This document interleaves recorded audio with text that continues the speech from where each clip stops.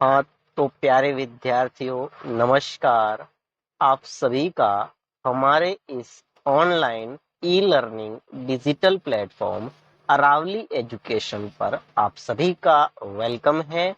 अगर आप BSTC exam 2025 की तैयारी कर रहे हैं और आप 1 जून 2025 को बीएसटीसी का एग्जाम देने वाले हैं, तो ये क्लास आपके लिए बेहद ही ज्यादा इम्पोर्टेंट रहने वाली है, बेहद ही ज्यादा हेल्पफुल रहेगी।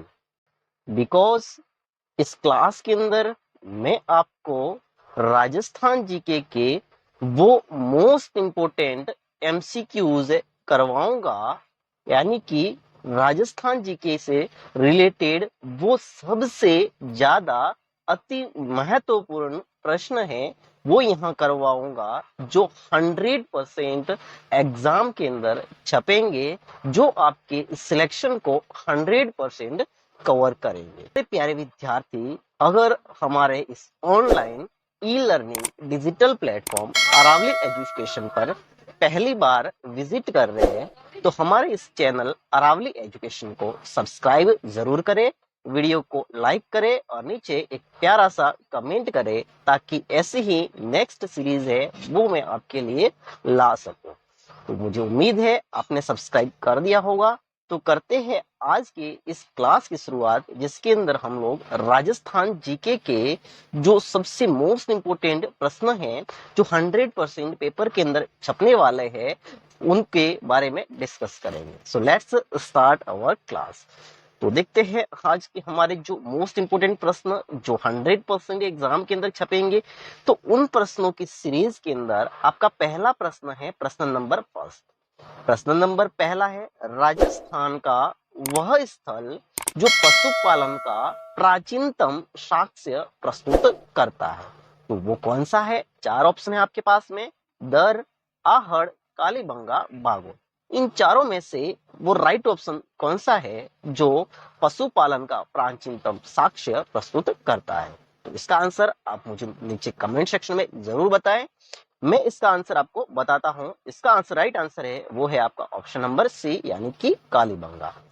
नेक्स्ट बढ़ते हैं अगले प्रश्न की तरफ। अगला आपका मोस्ट इंपोर्टेंट प्रश्न है प्रश्न नंबर 2। प्रश्न नंबर 2 है, राजस्थान का राजकीय खेल क्या है? ऑप्शन ए है आपका football, option B volleyball, option C hockey, option D है बास्केटबॉल।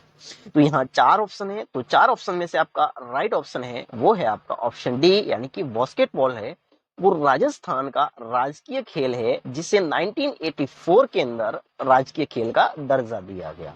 ओके, नेक्स्ट है आपका प्रश्न नंबर 3। देखते हैं आपका प्रश्न नंबर 3, जो कि राजस्थान का जीके का सबसे मोस्ट इंपोर्टेंट प्रश्न जो आपके एग्जाम के अंदर छपेगा, वो है आपका प्रश्न नंबर 3।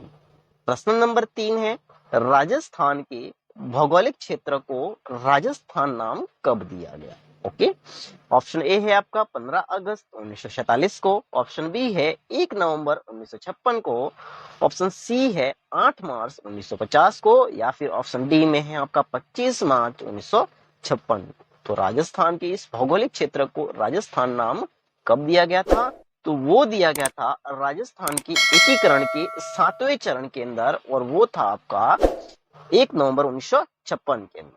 ठीक है, नेक्स्ट बढ़ते हैं अगले प्रश्न की तरफ। अगला प्रश्न है आपका प्रश्न नंबर 4। प्रश्न नंबर 4 आपका है, उसमें देखते हैं प्रश्न नंबर 4 है आपका, राजस्थान में पत्रकारिता के भीष्म पितामह कौन है? ओके, ऑप्शन ए है आपका पंडित झाबरमल शर्मा, बी है आपका मुनिजित विजय, ऑप्शन सी है विजय सिंह पथिक, ऑप्शन डी है या फिर इनमें से कोई नहीं। तो राजस्थान के अंदर पत्रकारिता का जो भीष्म पितामह है वो किससे कहा जाता है? तो इसका राइट आंसर है वो है आपका ऑप्शन ए, यानी कि पंडित झाबलमल शर्मा को राजस्थान की पत्रकारिता का भीष्म पितामह कहा जाता है। नेक्स्ट बढ़ते हैं अगले प्रश्न की तरफ। अगला आपका मोस्ट इंपोर्टेंट प्रश्न है वो है आपका प्रश्न नंबर 5।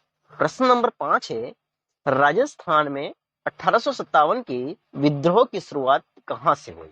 तो राजस्थान के अंदर 1857 की क्रांति की शुरुआत कहां से हुई?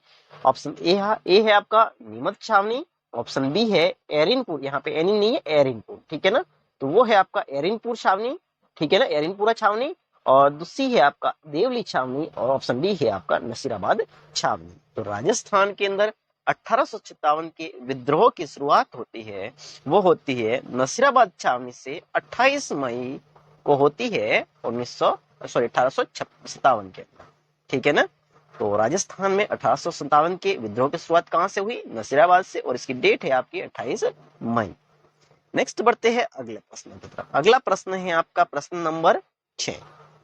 प्रश्न नंबर 6 है आपका राजस्थान के किस प्रदेश में बीहड़ मिलते हैं? तो राजस्थान का कौन सा प्रदेश है जहां पर बीहड़ मिलते हैं? तो ऑप्शन ए है आपका Mahi basin, option B Chambal basin, option C है बनास बेसिन, ऑप्शन डी है आपका लोनी बेसिन। तो बीहड़ राजस्थान में कहा मिलते हैं? तो वो मिलते हैं ऑप्शन बी यानी कि चंबल बेसिन के अंदर। ओके, नेक्स्ट बढ़ते हैं अगले प्रश्न की तरफ। अगला प्रश्न है आपका जो कि मोस्ट इंपोर्टेंट प्रश्न है, और वो प्रश्न है आपका प्रश्न नंबर 7। प्रश्न नंबर 7 है राजस्थान की सबसे ऊंची पर्वत चोटी है। तो राजस्थान की सबसे ऊंची पर्वत चोटी है, कौन सी है? Option A Bairat, option B Jarga, option C Taragarh, option D Guru Shikhar. तो यहाँ पे 4 ऑप्शन है, इन 4 में से जो सबसे ऊंची पर्वत चोटी है वो है आपकी गुरु शिखर, ठीक है, जो कि अरावली पर्वतमाला में है, और इसकी ऊंचाई है वो है आपकी 1725 या फिर 27 मीटर, दोनों में से कोई भी एक आ सकता है, ठीक है ना। तो यहाँ पे इसका राइट आंसर रहेगा वो है आपका ऑप्शन डी यानी कि गुरु शिखर, और इसकी ऊंचाई मैंने यहाँ लिख दी है 1727 या फिर 1725 मीटर, दोनों में से कोई एक। नेक्स्ट बढ़ते हैं अगले प्रश्न की तरफ। अगला प्रश्न है आपका प्रश्न नंबर 8। प्रश्न नंबर 8 है आपका राजस्थान दिवस कब मनाया जाता है? तो ऑप्शन ए है 30 मार्च, ऑप्शन बी 30 जनवरी, ऑप्शन सी 30 जुलाई, ऑप्शन डी है आपका 1 जुलाई। तो कौन सी डेट को राजस्थान दिवस है वो मनाया जाता है? तो राजस्थान जो दिवस है वो मनाया जाता है 30 डेट को, यानी कि 30 मार्च को। 30 डेट है और वो कौन सी है? मार्च की, ठीक है ना, मार्च की 30 तारीख को राजस्थान दिवस मनाया जाता है। नेक्स्ट बढ़ते हैं अगले प्रश्न में। अगला प्रश्न है आपका प्रश्न नंबर 9। प्रश्न नंबर 9 है आपका जिस राज्य के साथ राजस्थान की सबसे छोटी अंतरराज्य सीमा है वह है।